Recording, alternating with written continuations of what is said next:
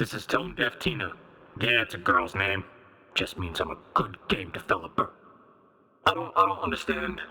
Like, I'm really upset about this. I go to this job interview, and it's for a programmer thing. Oh, we need a programmer, and he knows all this stuff, and he's really good at the programming and moving of the bits.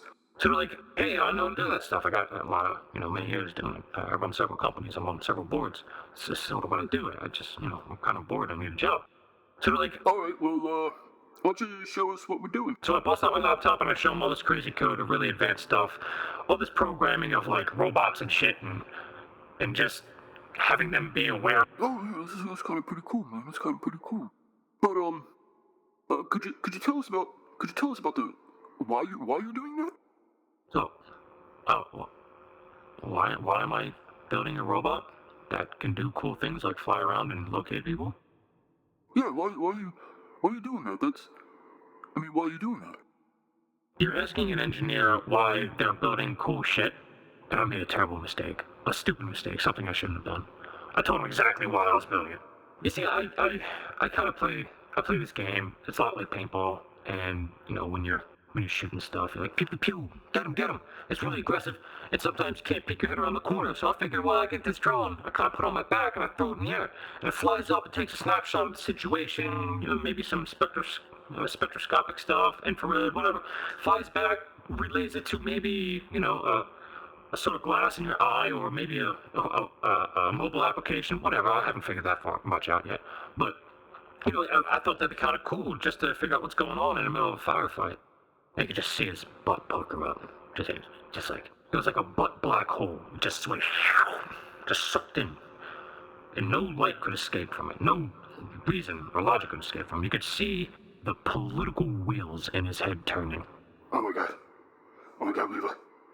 I'm interviewing one of those gun nuts. Oh god. Okay. Get yourself together. Okay, just kind of keep it cool.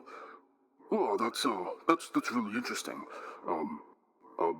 Could you tell us about some other shit that I don't really care about, because I've already made an opinion in my own mind about what I'm going to do with this opportunity, and definitely not give it to some crazy gun nut for sure. Of course, to me, I'm just like, it's a hobby. I'm not walking around with a fucking CCW popping people that are like the wrong color. That's the cop's job. I'm not doing that. I think it goes well. I'm bouncing back and forth with the dude, and it's going pretty good. And sure enough, I get an email back. Oh, this guy was just too intense. I thought it was a bad culture fit. It's a bad culture fit. The guy programming a drone to fly up, take photographs of other people, and fly back down, and broadcast that information in real time. That's not a good culture fit. The guy who's using a sister board, a Raspberry Pi sister board with Node.js, because I'm dumb and I should be using Go, but whatever. I'm using Node.js, and I'm writing strict typing in JS. Strict typing, actual, they have their buffers and they have all this other stuff that they need to represent, valid types. So when you send communication through USB and you got the binary packets and they're all lined up and it's all nice and you can communicate with an autopilot who has a really, really ridiculous system of like 400 plus endpoints, and it's all strict typing. And I'll just take that on, I could do that. That's not a culture fit. The person who's interacting with random people in a high-stress situation and coordinating them and telling them to go after targets and using high technology in the middle of these situations to solve problems on the fly is not a good culture fit. There's a theory in tech circles that culture is greater than coding, and smiling is greater than coding, and being that lovely presentable face is way better than coding. These soft skills, these communication cues and these social interactions, anybody on Earth, I can find you billions of people right now who completely pass that criteria. Because in order for people to eat and survive, they have to have social interactions so they can get accidental practice on these soft skills just by simply being alive. The hard skills, the tech, the complicated, cutting edge, border of the unknown, making sense out of the chaos, pushing the line stuff, you cannot find that everywhere. for someone to truly dedicate themselves to understanding cutting-edge data science, artificial intelligence, aeronautics, engineering basics, business theory, macroeconomics, quantum physics, oh, and JavaScript because he's bored. You won't find these people everywhere. So this whole soft skill theory of tech, let's just not call it tech anymore because you're not talking about pushing any lines. You're in the business of creating human traps. The idea that you can put together a service with off-the-shelf tech and rush it to market and maybe do these infinite iterations and get a couple consumers on board and maybe you can leverage that to some valuation for a big Fortune 100 to buy out. And they're trying to get into a domain space and they have hundreds of billions of dollars in spare cash floating around. You're not doing tech. You're a marketing company who has a heavy reliance on tech. You're not a tech startup. You're micro Woolworths. You're consumer branding. That's it. To say you need programmers is the wrong thing to say, because you don't. You need digital plumbers. Let's say you're one of these people who calls themselves a tech company, and your toilet backs up because even that's too full of shit. You don't call a metallurgist or a lead worker. You don't have some guy come in with a forge and say, well, we're gonna craft these pipes to fix the problem. No, you're gonna call some Goomba who understands how to use a monkey wrench and put it together without getting himself too wet. You need plumbers. You don't need technologists. You don't need programmers. You don't need engineering types. You need heavily medicated slaves that you think you can shape in this business direction, and you just might accidentally benefit from some initiative or creative input that they come up with on the sides, but for the most part you can micromanage them into the product's vision for sure. You totally can. So let's agree that tech is not tech. You don't need solutions, you need submissives. And even that is just a cover. Well, what you're ultimately saying is that wealth generation in this country is not a noble enough pursuit. We need to do this as a community experiment where people follow my vision. They don't actually get wealth. They get a sense of fulfilling, of being a part of something greater than themselves. If I wanted to be part of something greater than myself, I would shit post on Twitter all day and just measure all the responses. That's way greater than I'm ever going to be.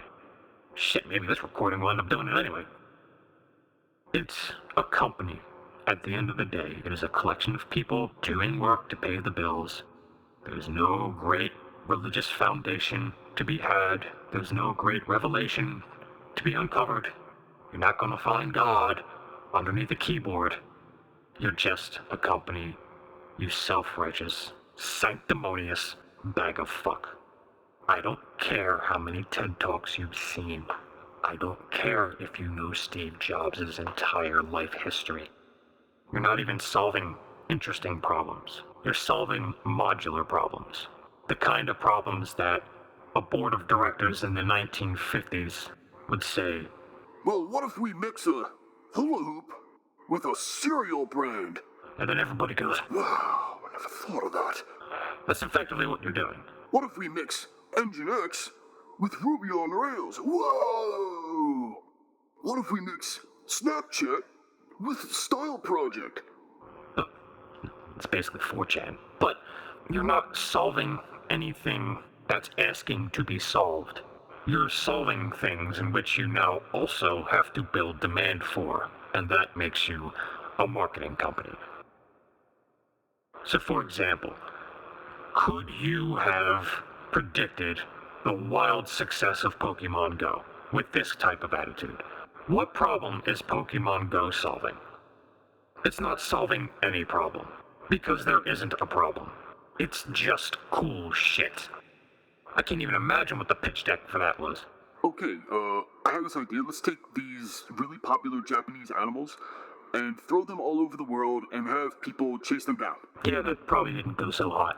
I'm sure they did much better market research. But don't discount these incrementalists, because if anything, they can increment. And they already see the opportunities here. They already see a brand new market that they can push and try and lay claim to with just the right amount of pivots, not too many, just the right amount. And they're gonna give it a ridiculous name like crowd forging, or mob finding, or Gathertech. I mean, now they'll do it. But if you looked at all the very negative situations that gaming was in the past 2 years, that I can recall at least, there is no way that these incrementalist mentalities would have ever iterated themselves to that kind of breakout success. Because they would have seen the waves and said, No, we can't. Gaming is too saturated. It's too hot button right now. It's highly competitive. There's really just no traction here. And even then, a game engine is a game engine is a game engine. There's really no difference here. I don't see the point in reinventing the wheel. I mean... And more about that press point, because this really seals home the deal, and it just drives home the insanity of this approach.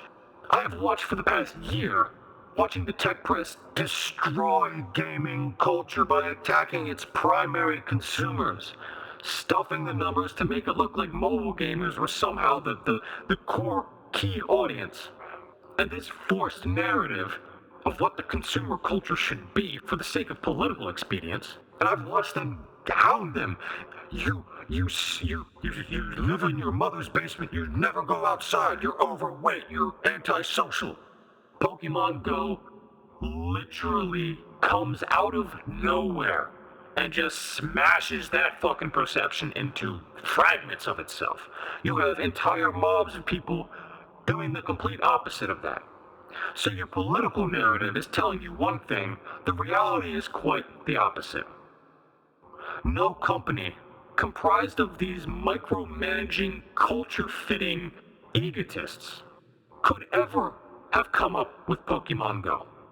These modular incrementalists would never have flipped the narrative on its head to uncover wealth. Never. So before you get into the tech game, understand the game you're actually trying to play and the company you're surrounding yourself with. Is it going to be the innovators, the fringe, the technologists, the I'm doing this because it's fucking awesome types? Or is it going to be the I have a paycheck, just tell me what to do, let's kind of take these off the shelf tech stack ideas and, kind of rebrand it? Because if you're doing the latter, you're not a tech company. You're just a fair weather opportunist full of buzzwords and possibly nepotism. Anywho, this is Tone Deaf Tina. Don't fucking subscribe. I don't care.